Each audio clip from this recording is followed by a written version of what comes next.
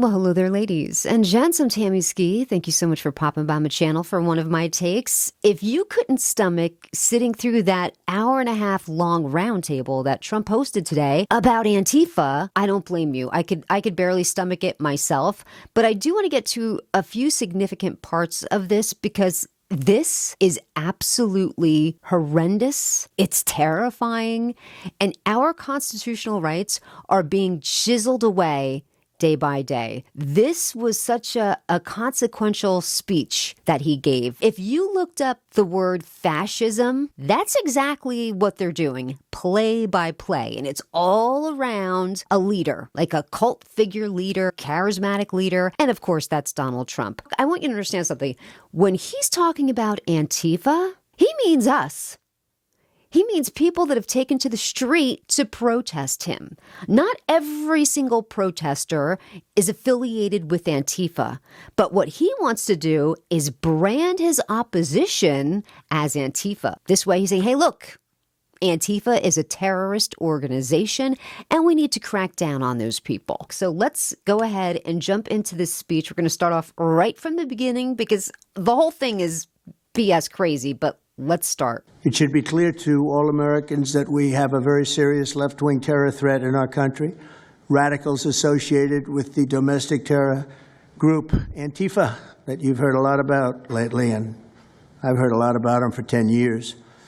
And other far-left extremists have been carrying out a campaign of violence against ICE agents and other officials charged with enforcing federal law. In Chicago, anarchists have surveilled at least 4 local ICE facilities and posted diagrams of the buildings online, meaning nothing but bad. I'm just going to pause it there for a second because I think it's important to say I am not down with people getting hurt, violence, the destruction of property. If you want to go somewhere and protest peacefully, I am all for that, absolutely. If you start lighting stuff on fire, if you start beating the police, if you start beating the ICE agents, that's not cool, and you should be arrested, and you should be charged. And if you destroy something, you should have to pay for it. Like this, we're a country of laws, and you can't act like the thug that you're protesting. So let's just put that out there right now because they're pretending like everybody that has a D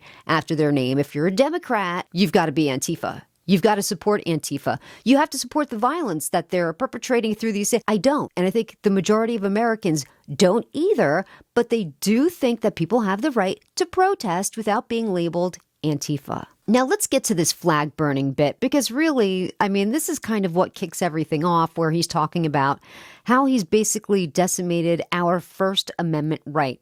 Only days ago, Nick Sortor was assaulted in Portland by a flag burning mob, and we've made it 1-year penalty for inciting riots. We took the freedom of speech away because that's been through the courts, and the courts said you have freedom of speech. But what has happened is when they burn a flag, it agitates and irritates crowds. They've never seen anything like it on both sides, and you end up with riots. So we're going on that basis. We're looking at it not from the freedom of speech, which I always felt strongly about, but never passed the courts. This is what they do, is they incite. When you burn an American flag, you incite tremendous violence. We have many examples of it, many examples of it, and it's actually down on tape, and you see things happen that just don't happen unless it's the flag that's burning. This is absolutely crazy. We have a First Amendment right to freedom of speech, and burning a flag, believe it or not, is considered a tool of freedom of speech. And this has gone through the Supreme Court, and the justice that wrote the opinion on it was Antonin Scalia. So let's just go, well, but first let me tell the story about this guy. So these demonstrators were merrily burning their flag. Whether you don't like it or I don't like it, it's their right to do it. And it's their property, so they're allowed to dispense of it the way that they want. They decide to burn it. This guy kind of like breaks in and takes their flag. he's stealing their property. So they try to get him to, hey, that's my flag, let it go. And he's kind of walking off with it. And they're, going after him, trying to grab their flag back. And he gets knocked around a little bit because he's a thief. No, they don't like that. He winds up getting arrested. Trump hears about this story and he's like, oh, this poor MAGA victim. Look at these thugs. Look what they did to him because of this flag burning. So he signed into law September 9th that you are not allowed to burn the American flag. Antonin Scalia, he was interviewed and he had such a great answer for this. And I just want to read it to you. Years ago, CNN asked these questions to Antonin Scalia, one of the conservative justices who famously ruled in favor of protecting flag burning. If I were king, he says, I would not allow people to go about burning the American flag, Scalia said at the time. However, we have a First Amendment, which says the right of free speech shall not be abridged. And it is addressed in particular to speech critical of the government. I mean, that was the kind of speech that tyrants would seek to suppress. Burning a flag is a symbol that expresses an idea. I hate the government. The government is unjust. That's exactly what these protesters are saying, and Trump can't stand it. So you mean to tell me that this guy, his feelings got hurt because the American flag got burned? What about all the liberal tears and the snowflakes? They don't care about your feelings. But all of a sudden, when it's their feelings, it's a completely different story. Now we're going to get to the portion of Trump's speech where he begins to talk about Pam Bondi and her exchange at the committee with Senator Blumenthal. Let's listen to what he says, because it's just, spoiler alert, it's just a bunch of shit and lies. I want to thank Attorney General Pam Bondi, who, by the way, yesterday was incredible in Congress. It was amazing, and she just did it from the heart.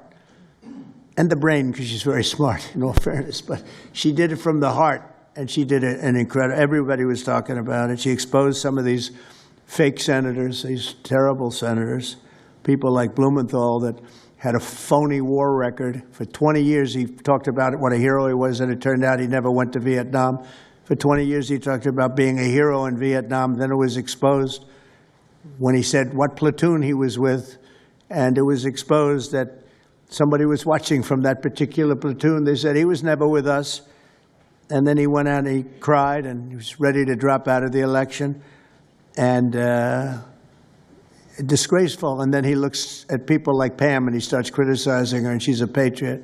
Okay, that story is a complete and utter lie. Blumenthal never got on any stage and talked about his war record or was like, hey, when I was over there, I saved a bunch of guys in my platoon. I had to carry them on my shoulder and, shared war stories about how he was a hero. None of that ever happened. He happened to misspeak in a couple of different speeches. He is a veteran and he was in the Marines Reserve. So he served stateside, but he never served in Vietnam. He served Vietnam era in the reserves. And he's been to over 300 wreath layings. What does that say about him? He cares about the people who serve this country. You think Trump would ever go, once he's done out of the White House, you think he's going to a wreath laying for any of these guys, our veterans? Absolutely not, because he doesn't actually care about them. Anyway, he misspoke on 2 occasions. He will never live it down. If he maybe had come out and, said strongly, this is BS, I never said it that way, I misspoke a couple of times, and that was it. But he has such, I hate to say it, this is why we need all new politicians. We need to get rid of all of the old guard and just kiss them goodbye, because they're weak, they're flaccid, and they allow people to walk all over them, and there's no fire in their belly. I mean, if they had it at one time, it's gone now. And we need people in those seats who are going to represent us. So let's go ahead and take a peek at this back and forth with Pam Bondi and Senator Blumenthal. And you'll see it gets annoying. I understand that Brian Ballard, longtime backer and head of the law firm where you worked, was instrumental in lobbying the Justice Department to drop that lawsuit. It was dismissed, so it's not subject to a court review. What conversation did you have with Mr. Ballard? Senator Blumenthal, I cannot believe that you would accuse me of impropriety. You would think that he asked her, hey, Pam, how many guys have you blown in the past? Right? Like she seems like she's in such an, like, oh, I can't believe. When you lied about your military service, I am you not lied. asking You you- admitted you I am lied not to be accusing you elected of a U.S. senator. impropriety. I'm You asking lied. you How about dare you? I'm a conversations career prosecutor. with Mr. Don't you Ballard, ever challenge my integrity. had I have apparently- abided by every ethics standard. Do not question my ability to be fair and impartial as Attorney General, and anything You'll with answer that my question to former another of my firm, colleagues. Ballard Thank Partners. you. What a weak and pathetic answer from her. Like, it was a non-answer. Of course, she didn't answer any questions. She had little pre-scripted responses for all of these guys. Like, the Republicans used to talk about, oh, stop bringing about, whataboutism. They are the architects of whataboutism. And these old guards, these people that have served the country in their districts for so long, they have grown roots into their seats. Like, they can't get out. They can't let go of the power, the money, the fame. It has poisoned their brain. They just can't let it go. We need term limits, period. We need money out of politics. We need term limits for these people. I'm sure he's a very nice and cordial gentleman, but do you think that his response looked weak and flaccid to Red America? Of course it did. They're like, yeah, man, Pam bodied him. I saw a lot of videos yesterday where people were saying, oh, Sheldon Whitehouse bodied Pam Bondi. And I watched the video and I'm thinking to myself, where do you think he bodied her? From my perspective, the way that I'm watching, she bodied him. And it's an absolute embarrassment that they allowed that to happen.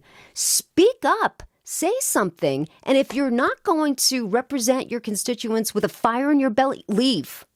Leave. We don't need you. Now we're going to get to the portion of the speech where he's talking with Nick Sorter. And this was the guy who took the burning flag away and was then arrested. But, Nick starts talking about, of course, they were all there to fluff Trump. Everyone was there. Oh, sir, thank you for your leadership. Under your leadership, we're finally going to be rid of this horrible Antifa. And they're just, they're running our country into the ground. It's nothing but a hellhole now. And it went on and on like this. But this part was actually pretty interesting. So we're going to go ahead and get to this part where he's talking about how the previous administration, they always say that. All of the other presidents, they never talked publicly ill of the previous president. But of course, this guy has broken all the molds and everybody who works for him has followed suit. And this guy is going to start talking about pedophiles that were allowed to re-enter the country. So let's go ahead and listen to this. This is Nick Sorter, a.k.a. Crybaby. I did a ride-along with Secretary Noem yesterday, President Trump, and there was a pedophile that had come into the country 5 times over the past 7 years. 7 years. And apparently under the Biden regime, that was just allowed to happen. That was fine. So let me stop there. A pedophile that has come into the country 7 times over the past several years. Who? Do you have a name? Where was this person apprehended? Where's the record? Where's the proof? How do we know that this is not just another lie that these people tell whenever they get in front of a camera or a microphone? These people wouldn't know the truth if it came up and slapped them. Because need I remind you how Donald Trump is handling this whole Epstein thing? He said on the campaign trail that he was going to be very transparent and he was going to release the Epstein files. Of course, we find out that he's in the Epstein files, so no way he's going to release those. We have Ghislaine Maxwell in a high max security prison giving this interview to his personal attorney, who is now in the Justice Department, saying, oh no, President Trump, he was no way involved with these young girls. And now she gets moved over to Club Fed, where she has a lovely existence. She's closer to her family members. She's doing easy time. Recently, he was asked, oh, are you going to pardon Ghislaine Maxwell? And he was like, who? Geez, I barely remember who that is. Ghislaine Maxwell, let me see. Let me think. Do I know who that person is? Of course he knows who Ghislaine Maxwell is. What a show he's putting on. If you don't know who Ghislaine Maxwell is, then you have dementia. You know, he always said Biden had dementia. If you don't know who that chick is, you have dementia. So, Nick, just a heads up. You are sitting across the table from an alleged pedophile, right? We know that there's probably pictures of him with young teenage girls in that file because that is one of the questions that Pam Bondi refused to answer. If she hadn't seen those pictures, she could have said, no, I didn't see any pictures like that. Would have been easy. But she was under oath and she knew if those pictures ever get leaked, I'm going to get in trouble for perjuring myself. So she just refused to answer that question. So what do you think? You think those pictures exist? I do. I think those pictures exist. So in regards to the pardon, what? I don't know. Was that something she was even looking for? I don't know. Geez, I mean, I'll have to look into it. Don't you think the correct response is, oh, wait, this is the woman that was convicted of trafficking young girls for a pedophile? No, let her rot. She's been tried in the justice system. Let her serve her time and let her rot in jail. That would have been the appropriate answer. Instead, I have to look at it. I don't know. I have to look at. Can I just say this to anybody who might be a Trump supporter? I don't think you'd probably be watching my video, but just in case, if you are a Trump supporter, before this guy gets out of office, if he pardons Ghislaine Maxwell, will you finally admit he never meant it? He never meant any of it. We're just going to listen to one more little clip here. And apparently it's from a prior news anchor, but she was talking about how she had Trump derangement syndrome. I mean, like, it is such a crazy thing to say at a meeting like this. I mean, you just have to listen to it to hear it, to understand the mentality that we're up against. I was told by probably a dozen people not to tell you this. I'm going to tell it to you anyway, because it's relevant to what we're talking about. I'm living proof that you can recover from TDS. I had strong Trump derangement syndrome for probably 8 years. This is one of the reasons I recovered from it. And by the way, it's much better to not have TDS. I'm happier, I'm healthier, more successful. I even think I got a little more attractive after I got rid of my Trump derangement syndrome. Yes. What? What does any of that have to do with their little domestic terrorist meeting here? Absolutely nothing. But she had to get up and curtsy to the cult leader and say, sir, I'm free of my TDS. Now I'm happier. I'm healthier than I've ever been. And I think I'm even just a little more attractive. I mean, this sounds like somebody who's been through a 90-day program of kicking booze or lost a crap ton of weight. Not that you joined a cult. I mean, that's what you're saying. Let me just say this. I guess that being in his cult would be easier. None of this would be fazing me right now. I probably would be happy to hear it. You know, my blood pressure would be lower. But this is our country that we're fighting for. And we have to stand up for our rights because this guy is gutting and shredding the Constitution. And if we allow this to keep going, it's like dominoes. Each thing is going to start to fall. And the more things that fall, the harder it's going to be for us to kind of reverse course and get the country back in line of where it should be. Now, I know his people think that they're trying to head the country in the right direction because they think that he's acting for their best interest. They still don't know. This guy is a liar, a bullshit artist, a sociopath. All of his actions are to enrich himself, period. He doesn't care about MAGA. Not really. The summation of this, how long was it? A little over an hour and a half. The summation of the total of his speech and everyone else who spoke behind him, it's this. It's that he considers anybody that's protesting against him is Antifa. And Antifa is now being branded a terrorist organization. So he looks at American citizens and doesn't see patriots, American citizens who are exercising their First Amendment right. He sees a terrorist. And that's going to do it here for me today. I thank you so much for popping by my channel for one of my takes, and I'll catch you next time. Take care.